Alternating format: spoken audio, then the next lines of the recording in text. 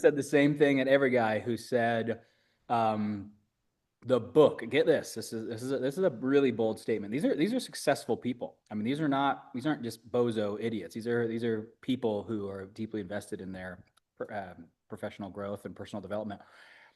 I have heard this from multiple people, so it's not just a single person. That this book was more impactful than a $60,000 3 week stay in inpatient treatment. Did they say why? They said because I know this sounds so arrogant, but I don't know how else to say it. I'm fucking right. I mean, and again, and I'm not claiming that I'm a genius because it's really not about that. When I was in treatment, and this is a story that the guy asked me to not put in the book because it would give away his identity. But when I was in a treatment, this gentleman who owns the most successful physician addiction program in the country. Like if you're a physician, they have their own like health organization for physicians. They'll send you to this guy's place for substance addiction. And so I finally asked him, I'm like, brother, if you're a whiz in addiction, why the fuck are you here as my roommate? And he said, Roland, this is process addiction. He goes, this is another planet. This has nothing to do. So in the second he said that, it was like, well, wait a second. If this has nothing to do with it, then why are we treating it exactly like substance addiction? Why are we throwing guys into 3 week rehab as if that's going to do shit? Why are we having them go to 12-step meetings with like, if you look at eating disorders, we don't do this with them. We don't do this with we don't throw them in 12-step meetings, shame the piss out of them, and then try, like, this isn't how the definition of the APA. So anyways, so to answer your question, why do I think it's the most effective? Because I literally explain to them what a process addiction is and how this works. And when they hear it, it's the first time. Because here's what the contrast is. What they're hearing from Patrick Carnes and kind of the other people is I mean, look at these top two. And my clients never resonate with this. You're a bad or worthless person. That has never been something that my clients say. I mean, if anything, it's the opposite. They think they're extra special. And then the second thing that Carnes says in his books is that in those moments, sex is your number one need. And again, my clients, it's true, but not true. It's true that in that moment over your wife, but again, the problem is they need to back off on the sex piece because that is when my guys hear that, they're like, ew, that's not what I'm thinking about. They are thinking about the conquest. If I can get that married chick over there who's never cheated to cheat with me, that would mean this. They do this as a coping, but the problem is the field says, oh, you're coping with poor emotional regulation. You're coping with your dissatisfaction with yourself, your life, your wife, your family. And the problem with that is, yes, they are coping, but not with those things that you just said. They're coping with feeling like they're behind, that they're inferior, like they're not accomplished, they're not wanted, they're not chosen, they're not special. So then they do these things to feel wanted, chosen, special, superior. So that's why I think my population, just the frame that everybody else says it in, just doesn't hit. And I say it in a frame that hits. Let's come back to what your book is about, just to catch people up. Because no, I like this stuff we could geek out on this all day because it's endlessly fascinating. And I It want is. to come back to the word sobriety after, because Yep. that completely befuddles me when it comes to a process addiction.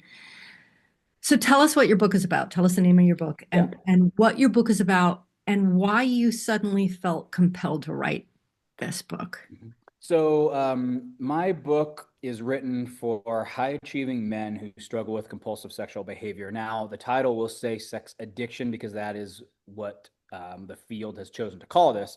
But very quickly in chapter 2 of my book, I shift away from that terminology. But nonetheless, and that's who it's for. And it's very important that I say what I just said because it's also the reason the book is selling so well.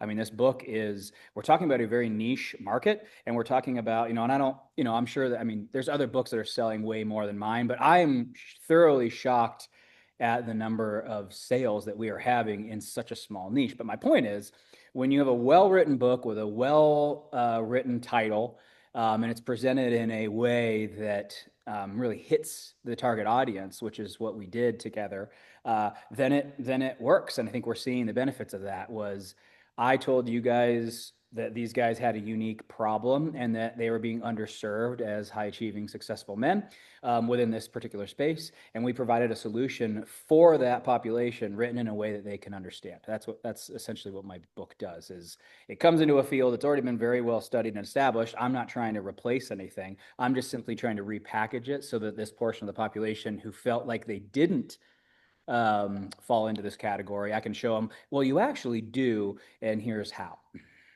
Yeah, I think you were like when we chose the title, we were super specific and super careful, right? We had to attend to the audience that you were going after.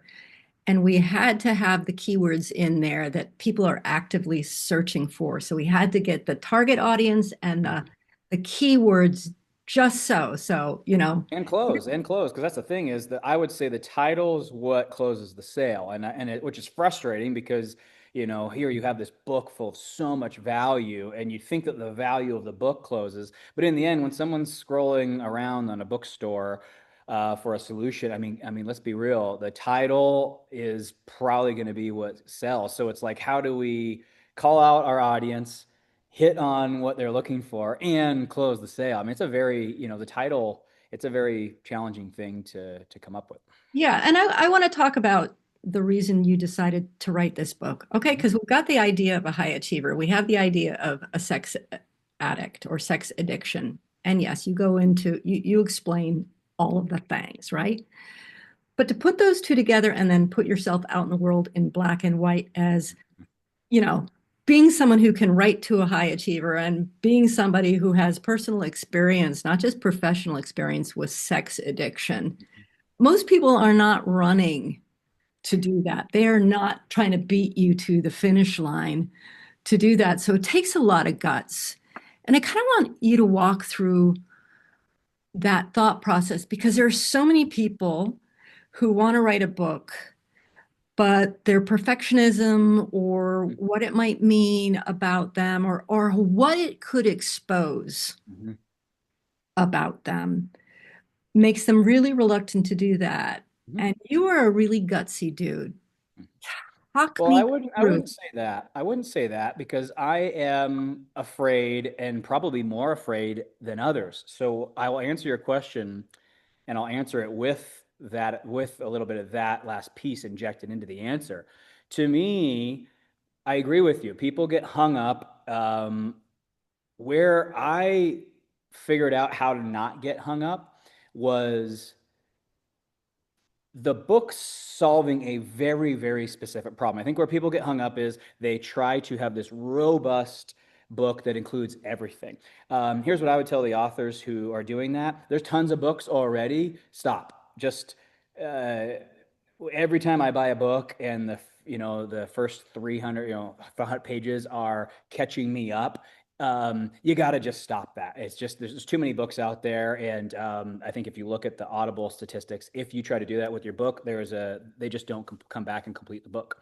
And so that what I would tell people is there needs to be a strong, compelling reason why you wrote another book. I put that in my first paragraph. So for those of you, if you listen to the sample, because it's free. So for those of you who just want to listen to the sample of what Ann and I did together in the beginning, just go listen to the Audible sample for free. I go right at it. Hey, there's a tons of books. Why did I write another? So that's what I would say is when you have a specific thing that your book is solving, a gap that you believe hasn't been spoken to in the way that you can speak to it, a story, however, whatever it is that you're trying to provide your audience, um, that's where you just cruise past all the blocks. At that point in time, it wasn't about me. It wasn't about the consequences. It was this is a void in the world and someone needs to fill this void. And my motto is always when someone says somebody needs to, there's four fingers pointing right back at you. And so to me, stop saying somebody needs to and start. The second thing I would say is in terms of why. I was personally affected by this. In the world of sex and porn addiction, you're either an addict or an asshole. Well, I really, when I was hearing what an addict was, I was not an addict. And so I had to pretend to be one. Well, here's the problem with that. Imagine this. Imagine pretending, let's say you have pancreatitis, but that's not cool. So now you have to have pancreatic cancer. That's insane. Now I'm literally putting chemo in my body and I don't even need to do that. Like that's the insanity of what this field does. We forced men to basically say, "Oh, I have an addiction." And then now they're going and getting addiction treatment because their wife will leave them if they're just an asshole. I wrote this book to propose a third option. Is it possible that we could use compulsive behaviors to enhance our self-worth, enhance how we feel?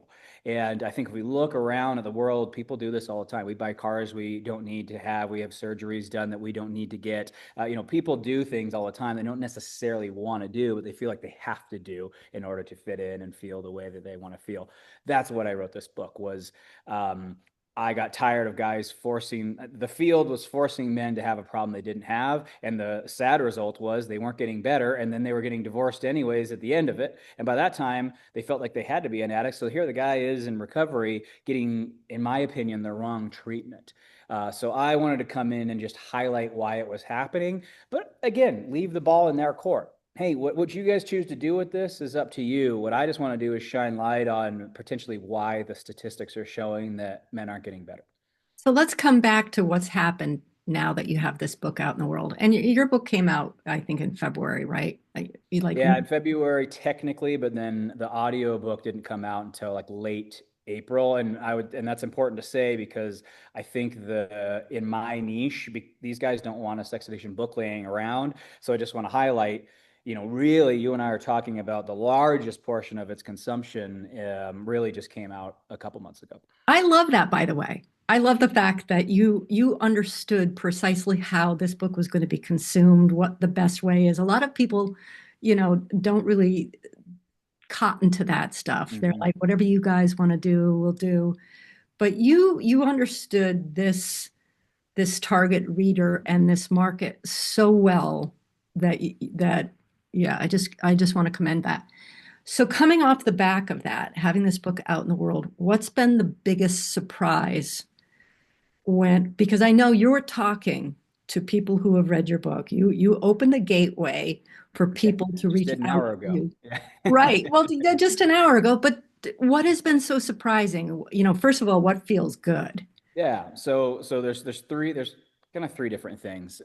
First and foremost, I underestimated how cool it would be to have, and again, guys, my numbers aren't crazy, right? We're talking about two books being purchased a day on average, right? So it's not like this massive money making thing. So I'm not saying that from the book sale standpoint. But I would say that's one of the things that I underestimated was I anticipated selling two copies a month. So to sell two a day, and again, it's not the money, it's the fact that, especially with a niched book, like to sell two a day shows me that there are people who really, really needed this. And it's just so neat to see people doing that. So I think that's win number one is there's just something about writing a book with the intent of helping people and watching it just be sold. It's just so cool. So I think that's number one. Number two, obviously the interactions that I'm having. I mean, people are calling me, and sometimes they're kind of starstruck, if you will, right? Oh wow, I'm on the phone with this author guy, right? But that's it's not the starstruckness. It's what they say. They say to me, and I've heard this. This has been the most valuable thing I have done in my recovery. And these are people who have spent, including inpatient and outpatient, north of $100,000. Maybe they've been doing this for years. Some of them have seen people considered, the top experts. So to have them say reading your book was the most helpful thing I've done in my recovery, I mean, gosh, that just warms my heart every time. And then they go on, and if you're not an author, you wouldn't be able to resonate with this so much, but they go on and on and on with examples. Oh, and then you said this one thing in chapter 4, and you said this one. It's just really cool to hear them break that down. So that was really neat. And then I think the third thing that happened was, I mean, money's not everything, but money's kind of nice. Yeah, as of 3 days ago. I was hoping before our call I would have crossed the 200,000 mark. I'm not quite there, but as of 3 days ago, I'm at like $187,000 of sales into my program from confirmed book people. Not, there could be others who bought the book and then came in into another avenue, but from people who I know for sure read my book, we're almost at $200,000. Can you believe that? So Can I just pause in a and couple say of how months. sexy that is? Yeah. And that's one of the things that we're doing, right? Like one of the things that we're talking to with you and any other author who is in the problem solution genre is that, like you said, you thought that people were going to buy two copies a month. Well, most of our authors think that people are going to buy two copies a minute and that it's going to be book sales. And, like from the very beginning, we're saying it's never going to be about book sales. It's about where the book leads Yep. Correct. your reader. And you've had a program for quite a while that I think you specifically morphed it and altered it specifically for this target reader. So you had something successful, you made it relevant to this audience, and you brought people off the back of that book Mm-hmm. into that program. And when people are coming off the back of that book, they've already got the foundation of how you operate. How does having that foundation allow them to enter your programs and essentially hit the ground running or get the benefits Yeah. from it right So away? first thing I want to clear up is if you guys read the book, Ann and I did not sell. So I want everybody to understand this. Like, we did not push at the end of every chapter to, there were two lead magnets that were very, very, very pertinent to the book. I did not want to just throw lead magnets in to get emails from people. I'm not the kind of person who does that. So they were strategically placed in sections that were very, very helpful. And the resource that they got was extremely helpful. I have people who will download it and they will reply back and say, oh my gosh, thank you for this. This is so we did not oversell in the book. I just want everybody to get that clear. Like, they're calling me because I just had a couple. I think we mentioned it twice. My program, literally twice in passing.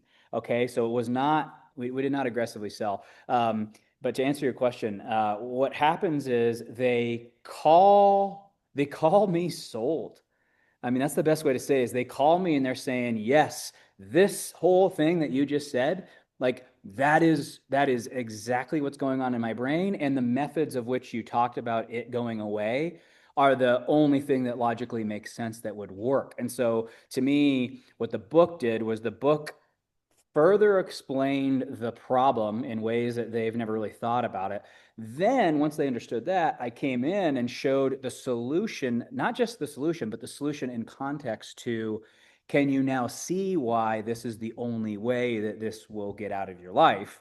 And then they're like, yes, okay, heck yeah. And then I end with, okay, cool. Now that you're doing all of that, here's the neat part about all of this is it's not just limited to this one problem. Like, look at all of the benefits that are going to happen from this. So to me, they're completely bought in. It makes perfect sense. There was no selling at all. I was already just showing them things they already knew. So I think two things. They call me sold, which is just so nice because I don't have to sell. And then the second piece is, yeah, they come in and they're already familiar with the terminology. They're already familiar with the depth of which we're going to go. So I would say every person who comes in, and again, not like it matters about the money, but I would say they get faster results. And because they're primed, like I said, it's not about the money, but their retention is higher than somebody who did not read the book, because they understand the value of this and the process. Whereas if somebody comes in and they want the result, so somebody that I have to, for lack of a better word,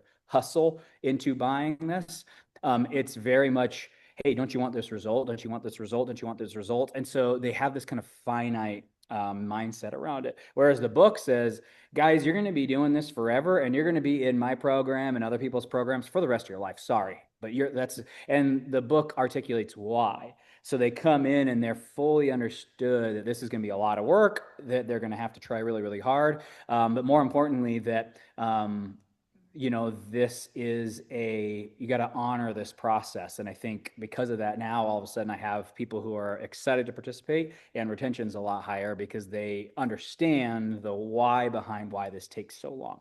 Right. Rather than being impatient, which is what you would see with somebody who you promised the result, now they're fixated on the result. Where I think the people who come in via the book, they're fixated on the process and they're okay with it taking longer time. Does that make sense? Yeah, I would also say that your programs off of the back end of this book, there's a natural Mm-hmm. relevance that a lot of people don't have. Like some authors are like, I got to find something that I'm going to sell people off the back of the book.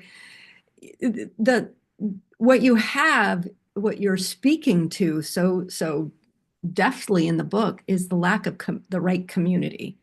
So Correct. part of the 12-step programs is that you need to be in community with people who have this same issue that you can Peer confide, yeah, you can support. confide in them, that you can Peer support. That's what the peer book support. Right. peer. Peer What if support. you don't perceive these people as your peers? Are you actually getting peer support? And I talk about this pretty heavily in the book because to your point, that is the highlight is if you're going to change the way you think, we will only listen to people that we know, like, trust, respect, feel like relate to us, feel like they know what it's like to be in our shoes.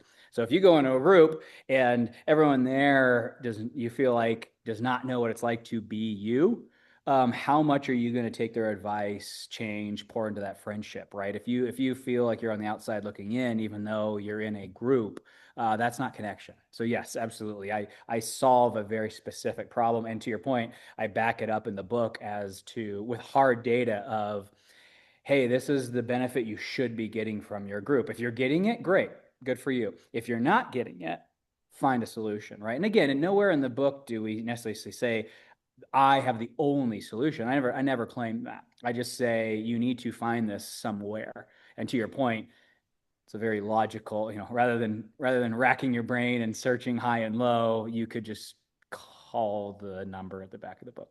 Yeah, I would think so. So I love what you've done, and I love watching, you know, what's happening, not just for you, but for the people who have read your book, who are the percentage that are looking for exactly what it is that you offer in the pages of the book and outside the pages of the book, and seeing how you're impacting lives. Because I'm like you, I like impact, but I also like to be making a living from Mm-hmm. the impact that I can Well, I help. want to mention two other things on that too, just for the other people listening, because let's say you don't have a program or some kind of high ticket offers to convert this into cash quickly, because that's like I said, I don't know if people make 200 grand off of a book in less than 6 months, if that's very common. So let's say you don't necessarily have an offer quite like that.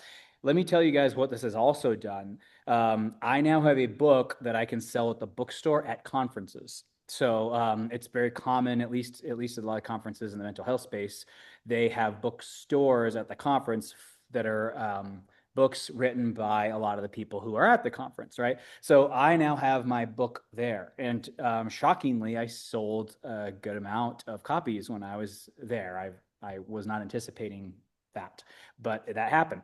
The other thing that I have is I now have a book that I can send referral partners. So people who see your clients before they see you, I can now send them this book, and they can read it, or not read it, or just get it in the mail. I often wonder how many of these people actually read my book. It doesn't really matter. The fact that they got it in this really sexy looking envelope and they tear it open because it's all branded, and then they pull it out, and then here's this book that I wrote of this guy they just met. I think we don't want to underestimate what this can do for your reputation, even outside of just clients, but to referral partners and just other people. And on top of that, it's really hard to get on a podcast with 50,000 daily listeners if you don't have anything that positions you either to be super, super unique or as an expert. And I think a book has the potential to be able to do both of those things. You've been on some really interesting podcasts, haven't I you? have. Where Mm-hmm. in people, podcast hosts serving markets that you wouldn't necessarily associate with sex addiction, Correct. and they've been so mesmerized Mm-hmm. by your insights, but your also your willingness Mm-hmm. to put words to it. Because again, coming back to, we always want to look good. We always want to put our best face forward, and to speak to these things that are less than seemly. Mhm. It takes a big man or a woman to do that and to make it valuable Mhm. It to a does. listener. Yeah, it does. If you were to describe the a surprise in the writing or publishing process, something that you didn't expect, something that challenged you, something that surprised you, lay it out. What were some of the surprises? What were some of the challenges? What made it hard? I'll say three things. First, recording the audiobook was pure hell. I like made me never want to write a book again. Maybe I talked to other people. There were other people who said that they could go about 10 pages without being prompted to stop. I could barely make it through a page. Um, and there's multiple reasons for that, but it was, yeah, so that was probably the most annoying part. But again, for everybody watching this or listening to this, it's 3 days. I'll get over it. It's worth it. I've heard from every people have asked me when they find out my book's on Audible, they'll ask me, they say, is it in your voice? Because it's not in your voice, I'm not buying it. And I have heard that from a ton of people. I personally don't like buying books unless the author reads them. So anyway, so that was challenging but worth it. The second piece was that was surprising was like book promotion. I mean, you guys like when there's this perception that you're going to hire this publisher and this publisher is just going to like make your book famous. Um, there are, I would say, the things that the publishing company can do for you. Are kind of mainstream and very flooded, right? I mean, they can only post at so many places. They can only make so many phone calls. The cool thing about Anne's team is, they do have contacts. I mean, Anne and her husband are very connected. And so there's usually a person or two or three they can introduce you to. But I mean, outside of that, that was a thing that I looked at. For me, I already had a plan, but I think for other people, getting your book out there is, you're not just like, oh, I wrote a book and it's just going to sell. There's a process there if you want it to just take off and launch and blow up, right? So I wouldn't say that was shocking because I'm familiar with marketing and the process, but I would definitely say, you know, writing the book is the fun part. Getting it into the hands of your audience, there's some thought that needs to be put in there. I used Anne's services for portions of it. Um, but just so the listeners know, there's a ton of things that I did not use that Anne offers. And so, Anne and I can kind of explore some of those. I think with my niche, I wanted to try a different direction. But, there is support there. I think that was just the thing that you have to really think about. And, the thing is, Anne doesn't know your audience as well as you do. So, bringing your knowledge of your audience to Anne. But I think that's the thing is, if you don't know a whole lot about your audience, you don't know a whole lot about marketing, like, these are conversations you're going to have to think about if you don't want to be super disappointed with your sales, right? And then the third thing that I would say was hard was, and you warned me about this, Ian, there is a phase, and I've talked to other authors about this, there's a phase where you will hate your book. You will hate the changes that they're making. You will hate the organization. You will hate some of the, and I hated it. And Anne told me, you'll hate it, but at the end, you'll love it more than your original. And Anne was spot on. By the time it was done, it was organized in the best possible way. It was worded in the best possible way. The final product I was so extremely proud of. And had I just gone on, because that's the thing, right? The question everybody always asks is, well, why don't I just write a book, have some person on Upwork or Fiverr edit it, and then I just self-publish on Amazon and save a bunch of money. What I would say to the person doing that is, um, they're only going to call you if your book rocks. And what Anne's team did was made my book rock. I do not think I would be getting this many phone calls had I self-published. God, that's good. I love hearing that. And it's all true. Like there's so many icky parts of the process where I'm like, this is the part where you're going to hate us right now. So hold on. Hate Yeah, come. I would say it was, and I'm not going to sugarcoat this. By the time the book was done, that was the fun part. It was just shit from that day on. and but in the end, it's easy to put up with because if you keep anchored in what matters, which was that these men needed to read this. I'm getting emotional just saying that. That was all I thought about this whole time was these men need to hear this. And I'm going to do whatever it takes for them to get their hands on this information.